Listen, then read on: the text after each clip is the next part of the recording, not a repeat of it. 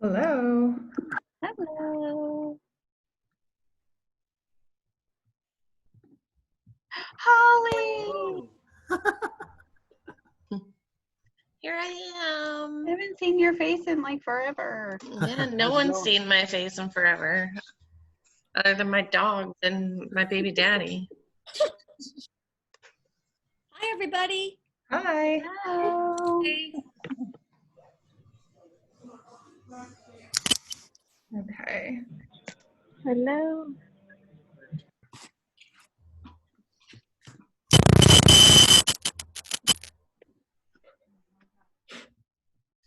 Ow.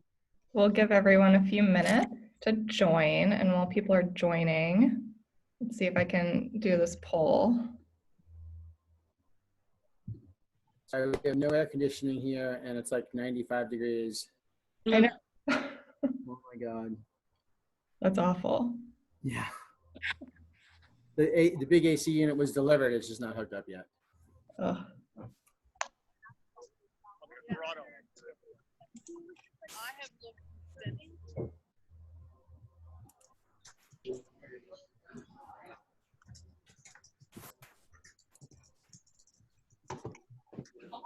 Okay.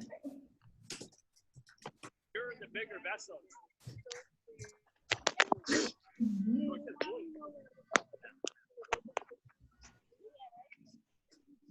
Pouring down rain in Nashville, FYI.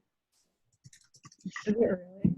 Not in Hermitage. Hermitage, it's sunny and bright. I was just outside getting the mail. Not pouring yet in Antioch. Oh, there's Maggie. Hi.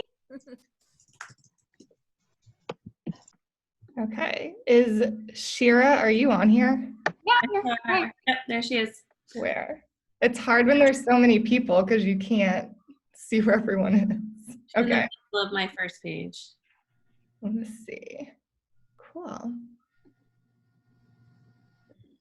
Okay, awesome. So we can go ahead and get started. Welcome everybody and thank you for joining us. We're super excited because today we have special guest and event camp alum Shira Spiewak with us to discuss event menus and private dining. So just to remind everybody before we get started, we want it to be like an interactive discussion, so feel free to use like the chat and raise your hand and we'll be sure to either read your comments or call you out. Don't be afraid to speak up, and if you feel comfortable, keep your camera on. It's always nice to see faces. So I don't know if the triple seat team wants to go around and introduce yourselves. So like I'm Rachel, I'm the event manager here at Triple Seat. Hi, I'm Lita. I'm the VP of Marketing. Triple C. I'm Kate Kennedy. I'm the Customer Marketing Manager at Triple C. I'm Asher Collier. I'm the Director of Content Marketing at Triple C. And then Shira, if you want to introduce yourself and give a little bit about your background to everyone. Hi everyone, Shira Spiewak here of Daily Life, which is a boutique consulting firm based out of Manhattan, but operating across the country, and event camp alum. Super happy to be here. Awesome. Okay, so we did a poll. So if we just want to see how everybody answered this first one, we have another one coming up, but most people just want to know everything about all the different styles of dining for private events, so that's good. And a lot of you, about half of you, haven't hosted an event at your venue yet. And let's see, some of you have started changing your event and private menu offerings, so that's cool to see too. Oh wait, I'm sorry, I thought I shared it with everybody. Oh, there we go. There it is. That makes more sense now with what I was saying. Okay. And then we can launch a second poll just to see, engage how the rest of the group is handling everything.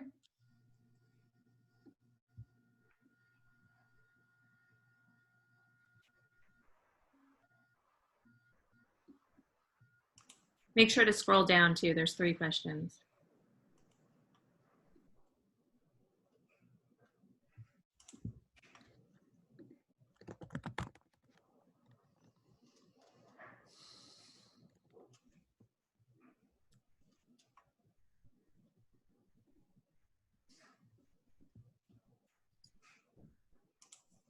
give everyone like a couple more minutes. I know they're kind of long.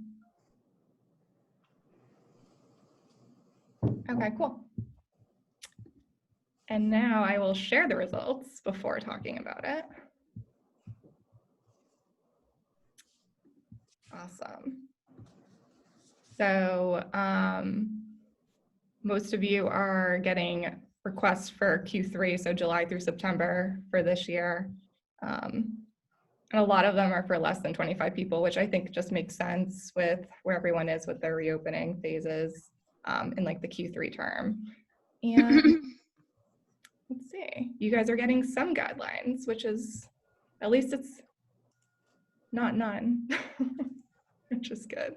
All right, and then Shira, I don't know, do we want to just jump right into it? Sure. Well, you had actually asked me to speak a little bit about how kind of COVID affected me and my business. So I can start with that. Basically, when everything hit, all of our contracts were paused. All of our clients were forced to close as we're based in New York. So everything just kind of hit pause. And then what happened was we really started focusing on applying for a PPP loan application. And what basically happened was I became an accounting and legal expert. I spent my time on webinars, talking to accountants, lawyers, really just trying to stay up to date with what's going on, the daily briefings, really just trying to stay educated and informed while kind of seeing how things start to reopen across the country. And what we're going to talk about today is really very specific to all these regions. Everything is very regionally focused. Everything is very fluid. It's changing constantly. So we're really going to pay attention to how that happens, but understand that a lot of what we talk about is going to continue to change almost on a daily basis right now. I know that you wanted to jump into some of the questions that people had asked originally, Rachel, is that where we should go now?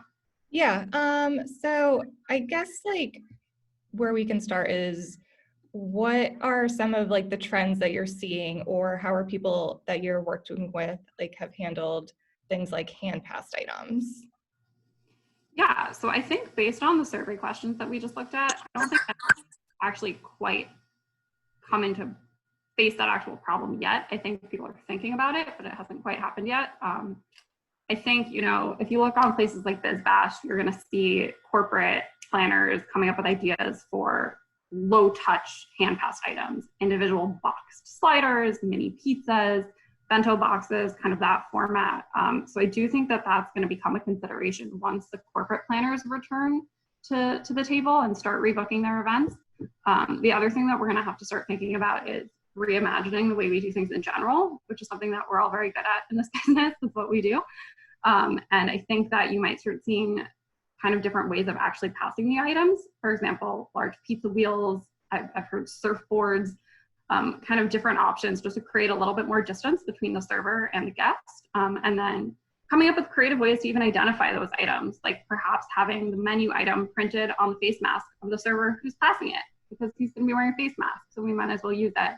So I think there are going to be a lot of creative solutions. I'd love to hear some of your thoughts as well, because we're all going to have some new ideas on how to make this happen. But fortunately, we're really good at that because that's what we do for a living. So I think it's going to be okay. Yeah, just from like a corporate planner like perspective, like I've been on like Zoom calls very similar to this, and with a bunch of like corporate planners, and I know something that came up with us is like, how do you budget for that? So like, are you increasing pricing for all these individually like wrapped in like handed out items? And like, what are you telling like the corporate planner on the other end? Like, should they expect like an increase, or are you just keeping pricing the same? Yeah, so that's a great question. And I think the answer is all the above. I think that right now, a lot of the inquiries that we're seeing, and feel free to jump in and correct me, but most of the inquiries at the moment are really more social, right? So in that respect, you don't necessarily have the wiggle room to start increasing prices. And frankly, it's more important for our businesses to just get that cash flow in. So if anything, I would look to actually decrease prices, being as flexible as possible, and really just find ways to get the business in. And your profit margins are going to be different for a little while. And as long as you're getting the events in the room, which we've got the space for it, I think that's okay for right now. So I'm not so worried about increasing costs at the moment. I do think that looking towards 2021, when the corporate planners start to come back, we are going to have to look at how we price things out to make sure that we're accounting for that cost, because the larger events that cost is going to be incrementally higher when it comes to all the different things we're going to have to add to what we do. So we are going to have to figure out how that costing looks like. And I think the corporate planners are going to be very understanding of the fact that it now costs more money to serve less people. Yeah, for sure. I think it's just for like their end, just knowing what to budget for it. So, but you don't know until you know. Can I ask a quick question? Sure. Yeah.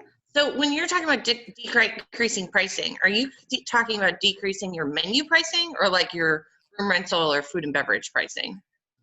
All of the above. Minimum. It depends on your business. Again, I'm a very strong proponent that you have to do what works best for your business and what works best for your client, especially in a time like this. So Okay. I definitely think that we want to be flexible with F&B minimums, but even if you have kind of package pricing that you offer for family and social events, looking to even try and pull that down a little bit and offer discounts during this time might be helpful, again, just to get that cash flow in. Okay. Yeah. I mean, I've done our food and beverage minimum. We worked with like room rentals, but not the actual pricing of the menus, just because right now our menu pricing as it is so skewed because of the fact that we don't have, the business coming in and spending it. Right, exactly. That and the prices of things have gone up. Well, that too. Yeah. Yeah. Exactly. And I don't necessarily mean tremendously, but if you can pull a $75 menu down to a $65 cost, or kind of lump in some of the admin fees and make it an all-in price, Gotcha. Okay. Yeah, just again, creative solutions. I'm not talking about anything so drastic, but we definitely want to show people that we're working with them right now and we want them in the business. Gotcha. Yeah. And then do you have any thoughts on like past appetizers being considered unsafe, or do you think it's as long as you're taking the proper precautions?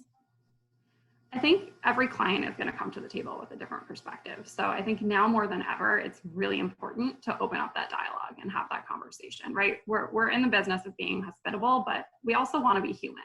Get on the phone with your client, ask them how their family is doing, kind of take their temperature and gauge how concerned they are about some of these things, because I can reassure them, all day long that we're taking all the precautions. But if you have a really kind of worked up client, that's not going to help. They don't want to see it. So I think as long as we know that we're taking all the precautions, it's really going to be a case-by-case basis.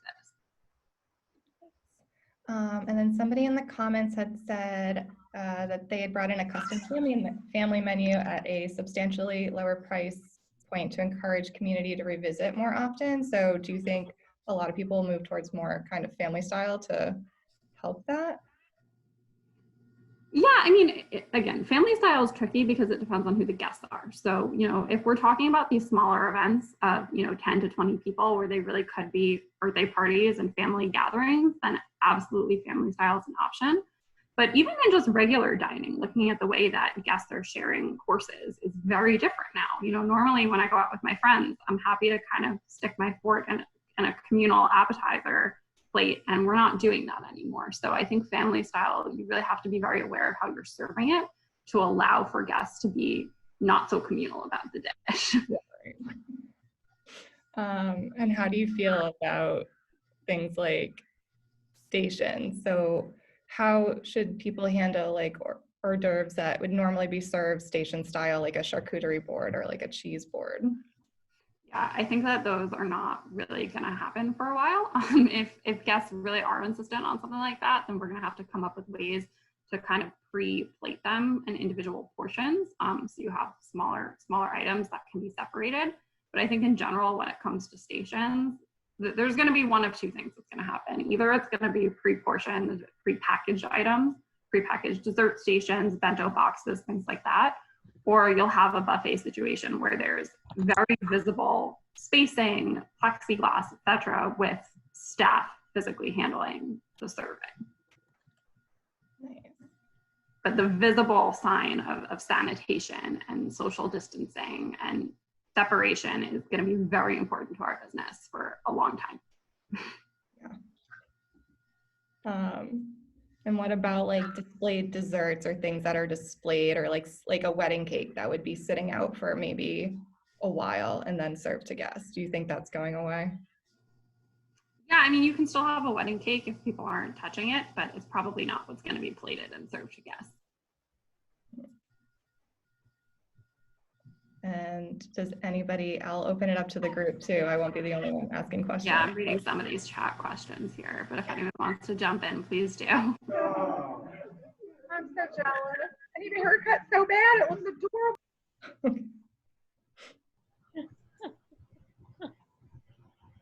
So can we talk, so Liz had written, can we talk more about station buffet and how to keep staff safe and guests safe, comfortable with the safety?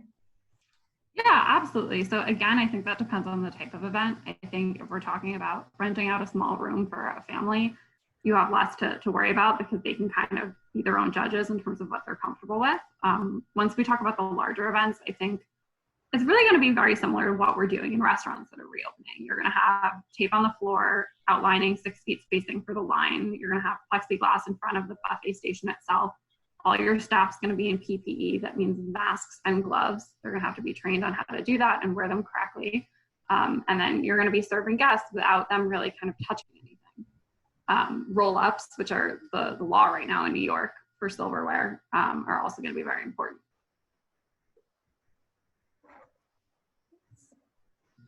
Are any of you, sorry, I'm jumping to Shira, any of you, because, you know, in New York, the indoor dining is still not open, right? We're still in phase 2. But, you know, they halted it indefinitely. Right, same way, yeah.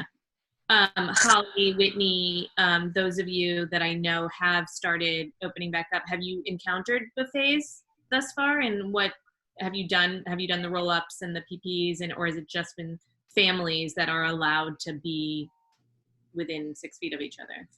So we've done, we do the roll-ups in both of our locations that are in phase 2. Since I talked to you last, Nashville itself went from phase 3 to a modified phase 2.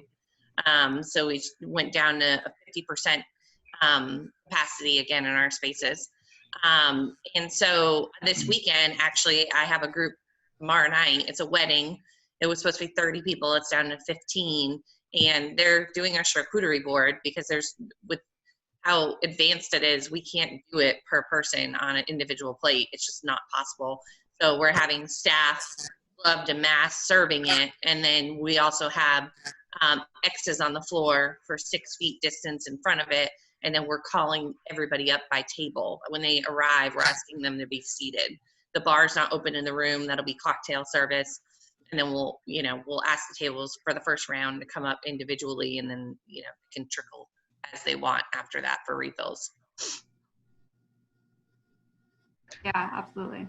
We're doing the roll-ups here in all of our restaurants, but we haven't come across any buffets that I know of. Carol and I are in the same office, so yeah, we've done a couple of kind of happy hour type things for people to go, and we've individually boxed them, which has been kind of cool, but that expensive. Yeah. I mean, at this point, we're like, any money coming in is better than no money. Right.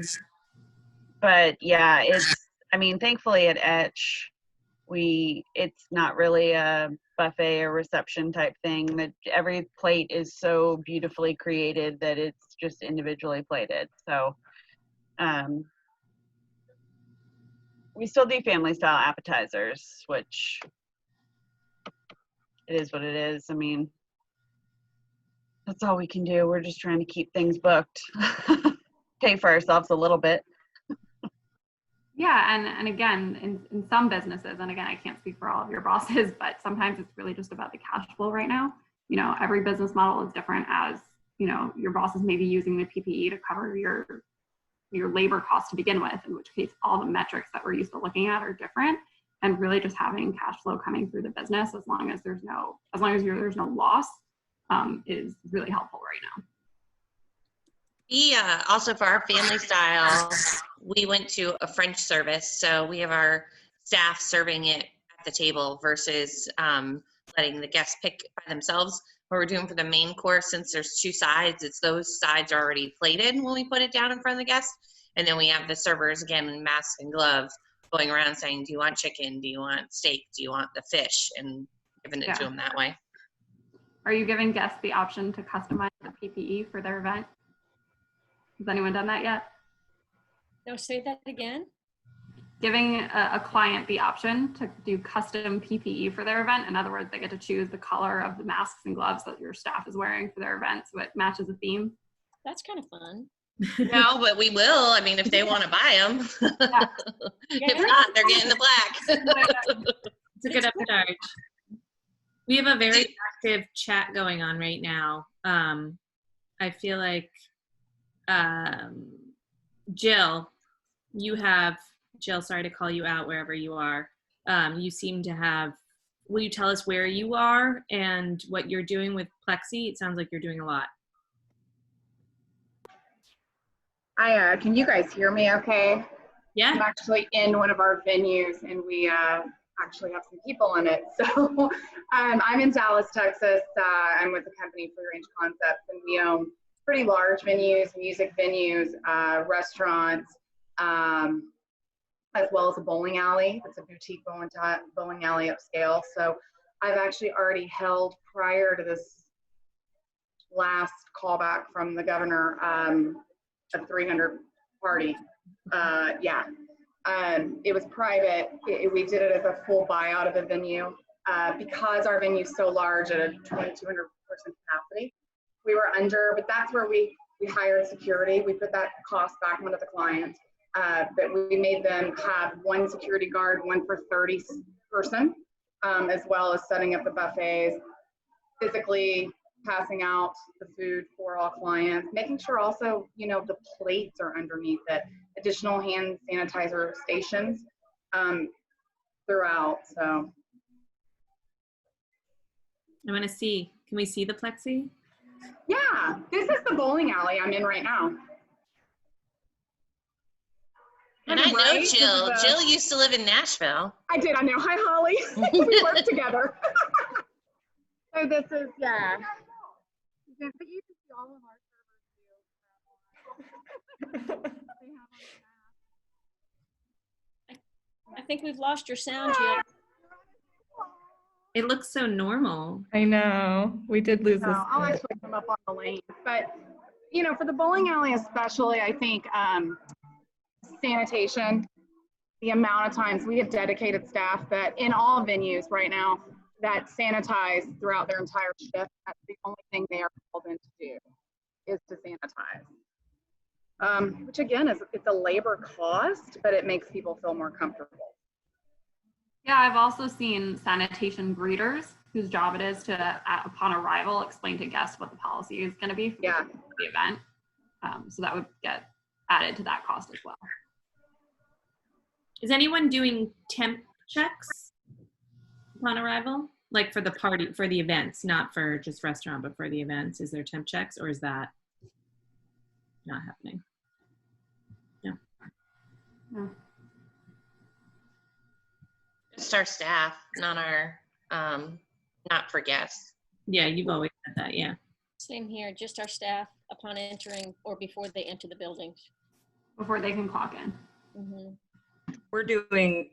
We haven't done any events yet, but we will be at the end of the month, and we're doing temp checks on everybody, like all the guests as they come in. Oh, wow. You're in Seattle, right, Liz? Is that what you said? I'm in St. Louis. Oh, St. Louis. I'm sorry, the STL for some reason. Sorry, I forgot everybody doesn't actually know what that means. Sorry. So is there any on the temp sort checks. of legal liability on that? I mean, how are you able to do that? So if you're not recording the data, then you're not bound by HIPAA. So it's just a pass or fail. That's the legal way around it. Either they're above or the temperature or they're not, and then you're good. But if you record the data, then you're bound by HIPAA. Oh, wow. Interesting. Yeah, in our restaurants in Nashville, we have a pretty framed sign at the front that we have a hostess and a manager working the front desk, and they ask each person that walks through the door, can you answer yes to any of these questions, which we hope they say no. And then if they do, they can't come in. If they don't, then, we take them to their tables. But, Yeah, it's crazy. I mean, we have some wealthier areas in Nashville compared to some others, and people are like, I'm not doing that. And it's like, you are. So that's why we have a manager there, because our poor hostesses have been cursed out a few times, and that's not acceptable. So.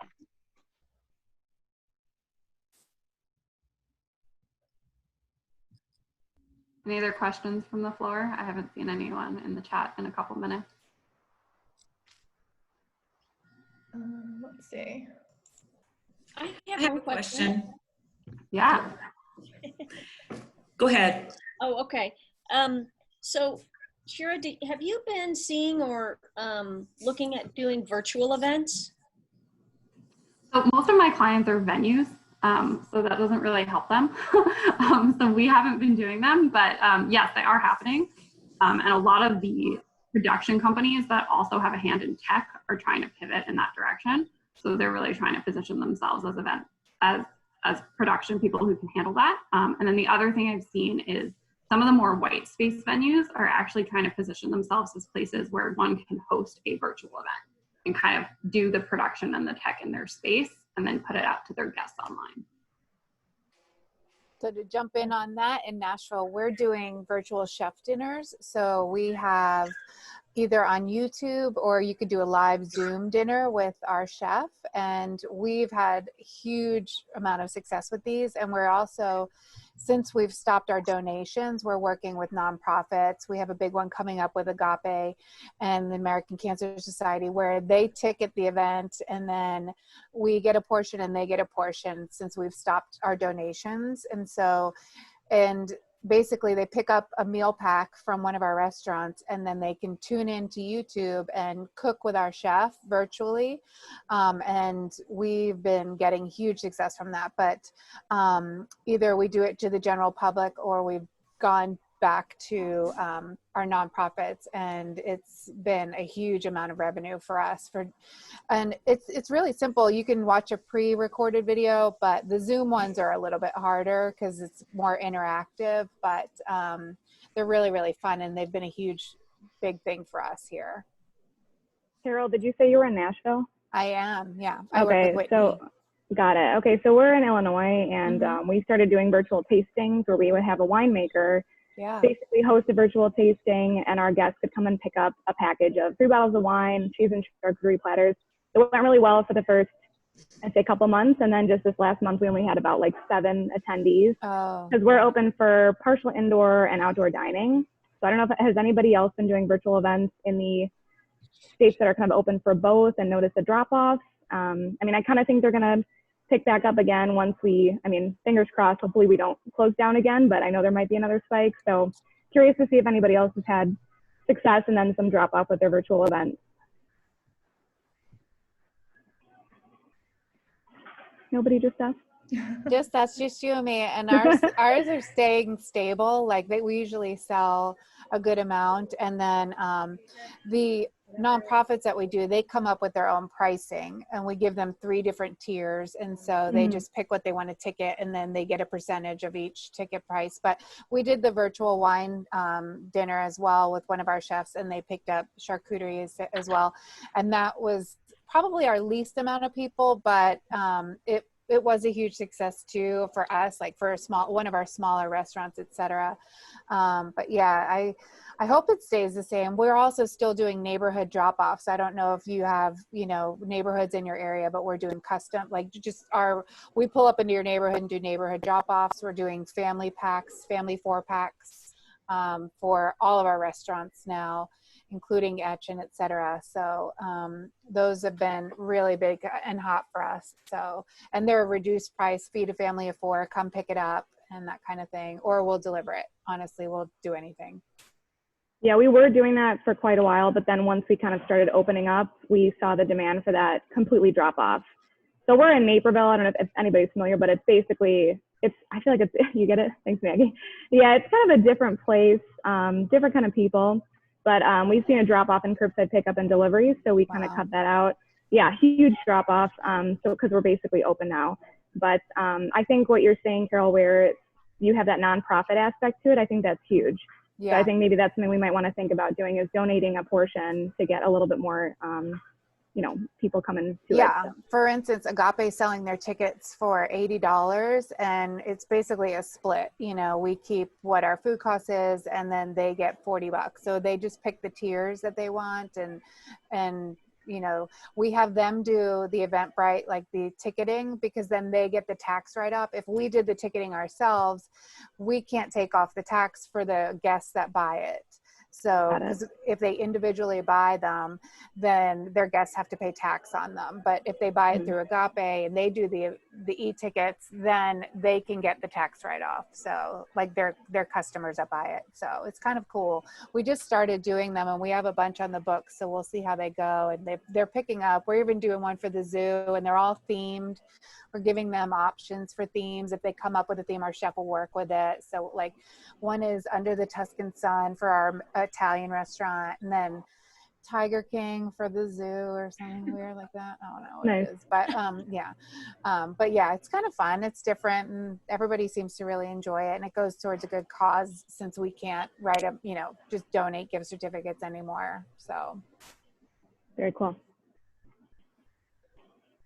Laura, you had a question? I just had a question about verbiage. Whenever people come in, because in Texas we're under a mandatory mask order, and that's for guests as well as people that work in the venue. So my question was, what do you say to people whenever they're refusing to wear a mask, or they say that they have a pre-existing condition? How are we handling those? So those are two different questions. If they simply refuse to wear a mask, you have to ask them to leave, unfortunately. Right. If they have a pre-existing condition, then of course we have to work with that. That's part of the law as well. And then you can escort them to their table, and that's the end of it, as long as they don't really make noise about it.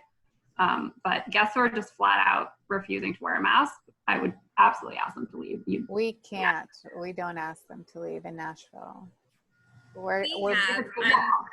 I'm with the zoo, and I know when we first opened, we were under a mandatory mask rule. And so anybody coming in was required to wear a mask, and our supervisors handled it if people didn't want to come in or wear their mask. So we knew everybody inside had a mask. We got quite a few complaints about it. And then the new rule is 13 and over have to wear a mask. Unless they have a medical condition, in which case you can't ask them any questions. So people are just kind of using that as their excuse now to not wear one. I will say that it should definitely be a supervisor or a manager who's having those conversations. I would allow staff to engage with a guest about something like that. Maggie, what zoo are you with? Nashville Zoo. I'm just in a different department. You're probably working with development. Yeah. Maggie's the bomb. Yeah. I'm with our group sales team. How fun. Yeah. Cool. I put together an email for our private dining clients, like the one I have this weekend, where it states like what we'll do and what you'll do. Like you have to enter wearing a mask. Anytime you're not seated, you have to wear a mask. The bar will be closed. We'll be doing cocktail service. Masks are required when you're on the dance floor, which technically is a gray area because we're not supposed to have great dance floors in Nashville right now. But we're also not a bar. We're a restaurant, and it's a private room. So we're going to try and squeeze by with that this weekend because it's a wedding. But we're requiring them to wear masks. And then in turn, our staff will be wearing masks and wearing gloves. So that way they kind of put together just a nice little one-sheeter for them that I've been sending the week of their event so that they have that information. Are you putting together something for them to kind of put at the table to put their masks into while they're eating, like an envelope or something? Have you done that? No, I'm one of those, I've been wearing masks since the beginning because I'm 7 months pregnant, and I just fold it in half and put it on the table. So we're not doing anything like that, but that's not a bad idea to think of something for the future stuff. I also see Liz's idea of selling masks for $1 as maybe like a little bit in your face way, of like, no, you really need one here. We actually give them away. What? Yeah, we have a whole bunch of PPE, so we just give them away to people. If they're like, I don't have a mask. So it's like, well, here you go. So they don't really have an excuse, but we definitely have a huge issue with that here in Naperville because we have a wine bar, so we've been open for service, and we also have a private event space. So the lots of people just don't want to wear them. Our owner has kind of instructed us to be like, you know, kindly ask, but then if they don't want to wear it, we don't really have the business right now to be able to take them out. But we do have a QR code for our menus. And then on the first page, before you can even get to the menu, we have guidelines. So it's like, please wear a mask, blah, blah, blah. And then we're doing our first wine dinner tonight. We're very excited about. And so on the first page is the menu. On the back page is going to be just a list of guidelines. So, and I kind of emailed everybody ahead of time too, being like, hey, here's what we expect. So nobody should have an issue. And if they do, we have a mask to just give out. So if you guys have access to a bunch of PPE, I recommend just, kind of handing them out if you can. I think to Leita's point, even just having a sign at the entrance saying like masks available for purchase for $1 is a really great way to kind of drive it home that you need to be wearing masks. I was at a restaurant last weekend that actually gave me a mask because they didn't want you wearing cloth masks. So they had the N95 mask they were handing people. Wow. Which I thought was a little odd, but I was like, okay, I'll take a free mask. Yeah. I just can't imagine, not like refusing, if it's clearly indicated and people are telling me to be like, no. Something to keep in mind right now is it's just a really high tension time. Everyone is very emotional and very stressed, and yes, they're feeling that too. So when they come in and they need someone to kind of lash out on, as we know, sometimes that's going to be us. So they may pick something stupid like, I don't feel like wearing a mask right now because they're just looking to engage. So we just have to be careful about how we respond to that. I know, but it's kind of the social contract or in some places the law, right now that it's like if you're taking the opportunity to go out to eat, it's not a requirement, then here are the rules you need to adhere by. I can't imagine. I understand, Shira, where you're coming from, and you're kinder than me because I'm just kind of like. There was an article about it in Grub Street this morning about people all over the place just kind of refusing to wear masks and how people are frustrated by that and handling that. It's unfortunately, I agree with you in principle, but unfortunately, that's not always what happens. Yeah. For us, we had to train staff on how to kind of mention masks because when it first happened, people were like, wear your mask to save lives. So we had to train our staff to be like, it is now a mandate. Like you have to wear your mask per the government. So because that messaging was coming across wrong, where our staff was kind of mentioning it in a be kind to other people way. So we had to send out an email being like, don't mention that, like kind of stick to the facts of it's a government mandated rule now. Not a suggestion anymore. But again, it depends where you are. That's not true everywhere. In some places it's a mandate, in others it's not. So we have to be very careful about what the rules are in our region, which again, change pretty frequently. So it's definitely important to keep up with that.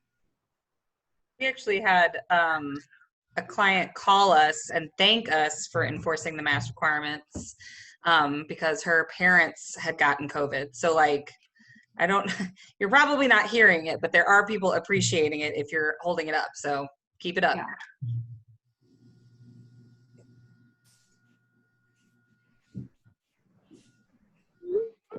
See, does anybody else have any other questions? Yeah, Shira, where are you located again? Like, where is your home base? New York, Manhattan. New York. Okay, got it. Somebody asked about gloves. I love that question because I've seen a lot of different things. Who has their staff in gloves? Which I think is almost pointless because if you can't change your gloves every time you touch something, you have a petri dish on your hands all day long, right? So I don't know. Chantel, one of the things we're doing in one of our restaurants, I actually talked about this a couple weeks ago, is that we have blue and black gloves. So they go out, they greet the guests, they're in black gloves. They go back in to get drinks, they come back out in blue gloves. They go and get their food, they change it back to black gloves. So they know, it actually helps because we know what step of service they're on by what color glove they're wearing. And the guests may not notice it, but it's the way that the manager can make sure that the gloves are being changed pretty much every time they're touching something. That's a good idea. I love that. And I would even put that on your website just to advertise the ways in which you're being so cautious about this, because guests are really looking to see things like that. Got it. Thanks, Holly. Yeah, Liz just put in the chat that they're using gloves anytime they touch food, sanitize the tables, touch cast. They're going through a ton of gloves, which would make sense. I do have a question about what if you cannot use plexiglass? So like we are having trouble sourcing any more plexiglass. Yeah. So like how have any of you had events where you've just tried to put an ample amount of space between your serving areas and your seating areas? Because we're trying to figure out how to do that.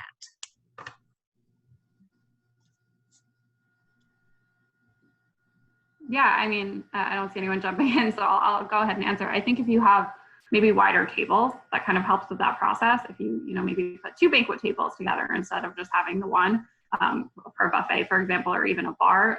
The plexiglass requirement is typically, to your point, when you cannot maintain 6 feet distance. So even the regulations from this New York State right now suggest that plexiglass only really comes into play if you don't have that distance. So for example, if you have a bar that's 6 feet deep and you can maintain 6 feet between guests, then you don't actually need plexiglass according to the state. So if you can just maintain more distance, then I wouldn't worry about it so much. But I would then make sure that that is very visible to your guests. So maintain the distance, but maybe mark it with a sticker so they see it. Awesome, thanks. Yeah. We also, Liz, had one of our managers who's very crafty build 6-foot barriers in between. Like we had long bench seating with that, single tables along the side, and he built 6-foot barriers in between each table and painted them the color of the tables, so they ended up being really nice. We're probably going to keep them permanently because they actually look really good. So but just with plywood, and just built a 6-foot barrier in between the 2 tables so you could keep that bench long seating, and they look great, and the customers really like it because it gives you more privacy too, so it's almost like a booth feeling. Okay. There you go, West. Cool Springs. Yeah. Patty just put in the chat, which is, I kind of love it. It's like such a good idea. We have a playlist with a specific song that plays every 30 minutes at the just at the beginning, that this is a reminder to wash your hands and change gloves. Some brilliant person should come up with a jingle that they should put, that should get blasted on Spotify, and it should be like the COVID restaurant playlist somewhere that the Triple C COVID playlist is coming. There you go, Triple C COVID playlist. Makes me think of Toby Keith's bar. Whenever the red Solo cup comes on, you get a free drink. Makes me think of whenever that song comes on, we change gloves. I have a question. So you guys may have answered it earlier, but I have a bit of a challenge where we're beginning to go off-site and do private caterings for groups in their home. And we want a buffet, but it's obviously in their home, and we're spacing out our chauffeurs. Any suggestions on how to help keep that kind of at an elevated experience without making it too tape and plastic everywhere? Yeah, I mean, I think props are always your friend when it comes to staging buffets. So anything that you can bring, florals, boxes, we love height when it comes to buffets. So anything like that can mask some of the specifics. I mean, I'm not sure what your exact challenges are. If you want to give us an example, I'd be happy to. Well, I have 2 actually. One where we have the chafing dishes with the lids on them, which we'll leave on them with signs in front that says what's in it. And right. People ask the junior chef behind the line, they point and he'll open it and he'll spoon it out or put it out on their plate. But if I have a chef making tacos, right, in someone's home, and I don't have a plexiglass front, maintaining that 6 foot, we can make larger tables so that we're farther away from the guest. but you know, I like the idea of a plexiglass in front of the buffet somehow. And I know several of you had mentioned doing that, but I can't really get a grip on how you've got plexiglass out there on a buffet. And so I'm wondering how is that actually being done? I don't know that for offsite I would do plexiglass because you'd have to have it installed somehow on the table. For that, I would probably do something similar to what we're doing for our in-house and just having staff masked and gloved and serving it, and then maybe asking the client if they can make sure there's some kind of designation on the floor in front of the buffet, or have them call people by table or something to that effect for that. But we offer offsite catering, but we have eliminated our staff catering right now, where we will drop it off to you, but it is on you to serve it and take care of it, because we just don't want that risk. One, we don't want to put our staff in that situation with those people that who knows if they're going to be wearing masks or not. And we also don't want to, be liable for anything should a bunch of them get sick after having a party of that many people. Agreed. Same here, yeah. Yeah, I definitely wouldn't try and install anything into somebody else's home, but anything that you can do to kind of add some props and give yourself a little bit more distance in between could certainly be helpful. Okay. Thanks, you guys. I have a question for Shira.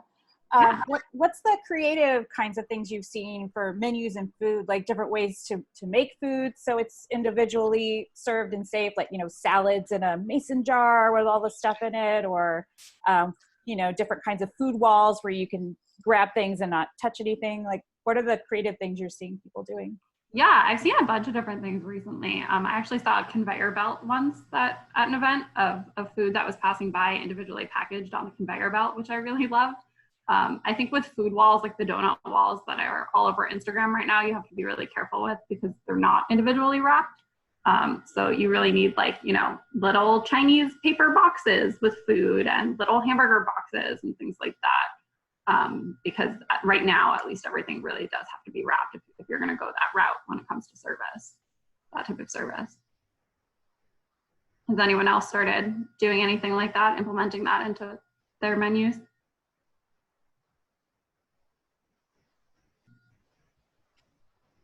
Has anyone hosted an event with past hors d'oeuvres to date? I had a client just today ask me for that, and we really don't know how to answer it. I was going to actually ask the same question. Our chef kind of talked about doing just everything in mini containers that are disposable, and kind of making sure that they just kind of, I don't know, because it's do they grab it? Do you grab it and put it on their plate? So what are you supposed to do? I don't know what the best practices are for that. So we're trying to brainstorm, but we haven't really come up with a good set idea. Great question. I think if it's past hors d'oeuvres, which again, I'm kind of trying to gauge whether or not guests are even looking for that yet. But if it's past hors d'oeuvres, I think the guest is going to be grabbing it, and maybe having a larger surface, like a surfboard that they can carry, helps maintain that distance and make sure they're spaced apart enough on said surface so that no one's kind of touching everything. If you're talking about a station that can be staffed, then whenever possible, I would love for the staff to be putting it on the guest's plate. For us, we're not doing past hors d'oeuvres because we're not promoting guests to be up and mingling and mixing right now. We want them to come in and be seated.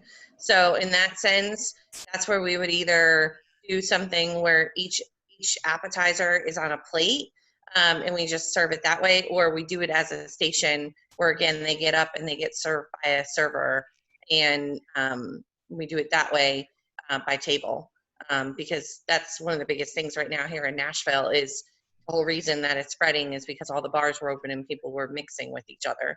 So our thing is you need to come in and sit down, and then we'll serve you. Yeah, I think plated is definitely what we're going to be seeing for the next few months. Absolutely. And then Holly, wasn't it you that said you went to an event and for all the hors d'oeuvres, they put it all in a bag and you each got a little bit of everything? Yeah, they did in a little to-go box. It was all all done in little individual souffle cups, or there was a mason jar salad and that kind of thing. There was like a chicken skewer already skewed and wrapped up in tin foil. That was done really nice.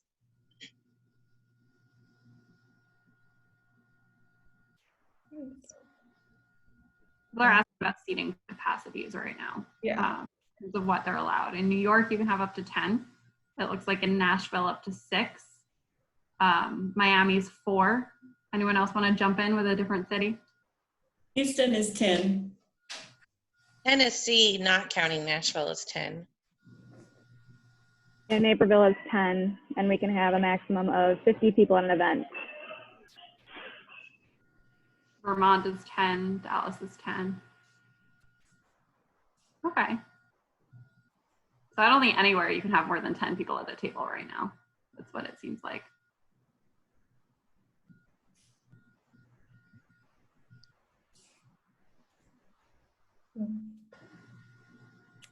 Does there any other questions for Shira, or just in general, or does anybody want to share about like an event that's coming up or that they're excited that they booked?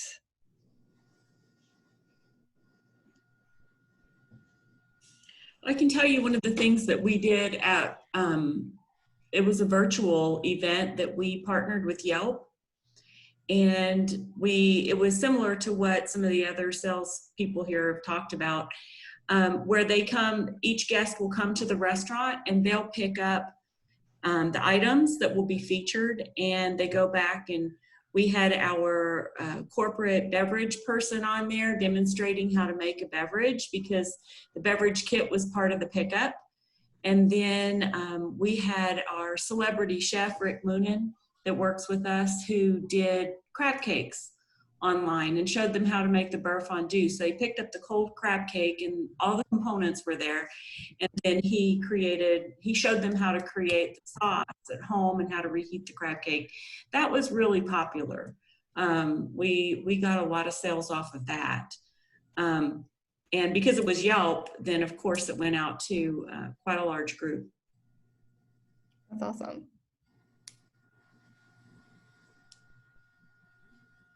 Laura, did you do that live? Was there a date and time assigned to it for guests after pickup? Or yes. Yep, we did it live, and Chef Rick was there online, and so was our corporate beverage person. And it was great. I mean, he's pretty entertaining, and people could ask questions as they wanted to, and it went off on a grilled cheese tangent. And it was good. It was fun. Cool. Can anybody talk about how you're doing your bars? Like, are you doing glass pours and scooting it across the bar, or are you doing disposable cups, or are you pouring at the tables? Like, what are you guys doing about drinks? I can butt in. So we actually did plastic cups and flatware and plates for probably about a month, and got so many bad reviews that we had to switch over to glass. So yeah, some people were really excited about it. Everybody else is like, I'm drinking a $20 glass of wine out of a plastic cup. Like, I'm not coming back here again. So yeah, we're basically doing glassware now. Outside we're doing stemless, inside we're doing stems. So we had to make the switch. Yeah, I think it depends on the type of service. You know, a lot of places right now are really kind of pushing towards table service anyway. So I think in that regard, you're definitely seeing people delivering beverages to tables, in which case I am starting to see a lot more glassware being utilized. I do think that guests really do feel the difference. And, you know, they're excited to be able to go out again and have a real glass of wine in a wine glass. So I definitely think that if you can do that, the guests are going to appreciate it.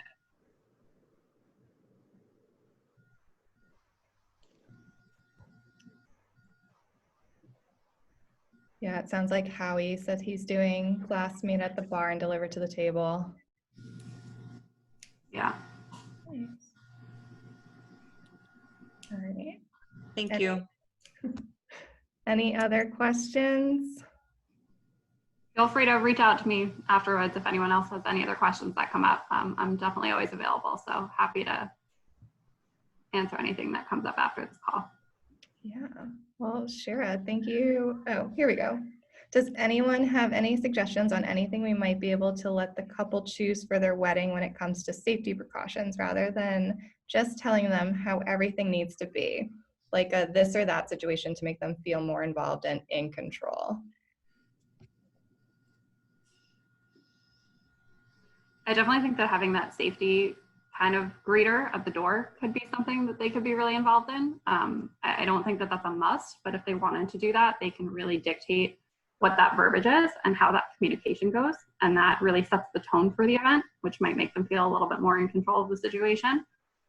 Definitely custom PPE, letting them decide what color gloves and masks your staff is wearing, whether or not you want, you know, items of dishes written across masks at a buffet. Any way that you can kind of bring them into the fold in terms of that conversation, I think will certainly help. I'll speak for, we've had a lot of weddings in our Columbia location, which is considered state mandate and not city mandate. And unfortunately, we do have to set requirements because we've had a lot of couples that don't want to go by the requirements because they don't have a vision of people wearing a mask, or they want a bar open, you know, in their wedding. So it's, yeah, I agree with Shira, where you have to say, like, this is what the mandate is. If you want to go above and beyond, we're happy to help you, you know, for a fee, depending on what it is. But for the most part, that's not what I'm seeing. I'm seeing the couples not wanting to go by the mandate and having to hold them to it, which is why I came up with that one sheeter. Right. I think that, you know, finding ways to, within the mandate, have options so they have a choice. Well, they have to wear masks, but what color would you like them to be? You know, any way that we can give them some sort of flexibility to provide the illusion of control so that they feel like they're in control of these choices, you know, within, of course, the state guidelines, whatever the law is, wherever you are. And then Shira, do you have any suggestions on where to get custom PPE? I know Lydia said Vistaprint does it. Do you know of any other places? There are so many different vendors that are doing it. I'm happy to compile a list. There are tons of different vendors depending on what you're looking for, the type of mask, cloth, reusable, disposable, tying behind the ear, looping behind the ear. There are so many different companies. I get emailed almost every day with applications for PPE. So there's not a shortage anymore. Like custom gloves, I think she was thinking of. Custom gloves, I can look into that. Yeah, again, I get these emails every day, so I'm sure that they're available. Are you looking to print on the gloves or just different colors?